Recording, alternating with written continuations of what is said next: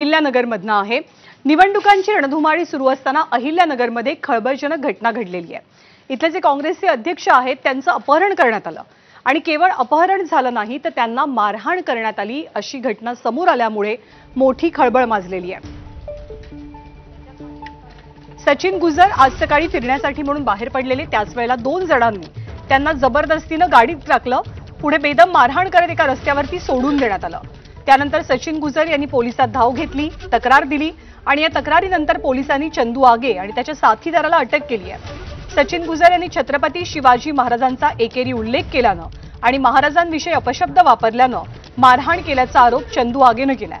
तसंच आम्ही अपहरण केलं नाही असा दावाही आगेकडनं करण्यात आलाय। कोणताही गुन्हा दाखल करा, जामीन घेणार नाही असं मारहाण करणाऱ्या चंदू आगेनं म्हटलंय। दरम्यान सचिन गुजर यांच्यावरती सध्या उपचार सुरू आहेत। काँग्रेस नेते बाळासाहेब थोरात यांनी गुजर यांची भेट घेतली आहे। सचिन गुजर हे अहिल्यानगरचे काँग्रेस जिल्हाध्यक्ष आहेत।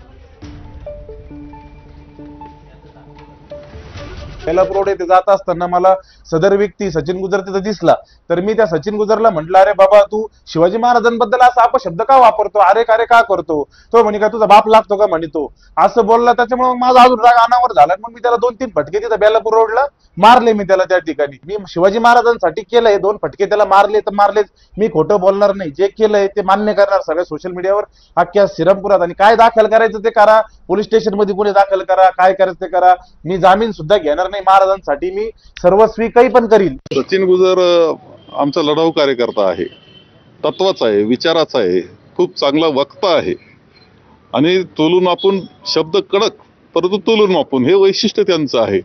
ते आमचे काँग्रेसचे अध्यक्ष जिल्हा अध्यक्ष आहेत, त्यांना मारहाण करणं नाही, जीवे मारण्याचा प्रयत्न केला आहे। खोटे व्हिडिओ फेक व्हिडिओ तयार करतायत।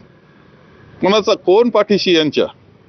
पोलीस प्रशासन नेमकं काय धोरण आहे पोलीस प्रशासनाचं? 26/11ला पाकिस्तानच्या दहशतवाद्यांनी भारतात मुंबईला हल्ला करून संविधान आम्हाला मान्य नाही आणि संविधान आम्ही या देशामध्ये ठेवणार नाही अशा प्रकारचा दहशतवाद्यांनी जो संदेश देण्याचा प्रयत्न केला होता, तो भारतीय जनता पक्षाला संविधान मान्य नाही आणि संविधान मोडकळीस करून त्यांना तानाशाही हुकुमशाही आपल्या देशामध्ये आणायची आहे, हा त्यामागचा असणारा स्पष्ट शब्दात संदेश आहे।